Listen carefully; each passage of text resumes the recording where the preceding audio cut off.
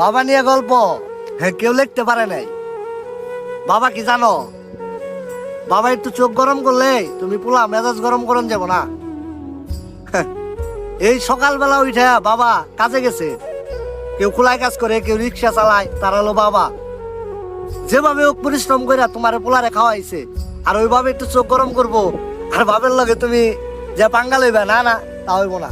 বাপ কি জানো, চৈত্র মাসের রোদ দেখছো না, খা খা মাটি মাইরা যায়। ওই রোদের সময় চকের মধ্যে থাইকা দেখো, রোদটা মনে হয় যে শরীরের একগা চামড়া পুইরা ঠুসকা হয়ে যাইবো। আর এখানে যদি বট গাছ থাকে, ওই বট গাছের নিচে যায় বইও কেমন ছায়া দেয়।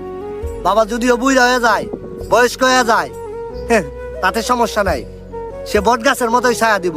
বাবা নিয়া কোনো সাহিত্যিক এখনো কবিতা লিখে শেষ করতে পারে নাই।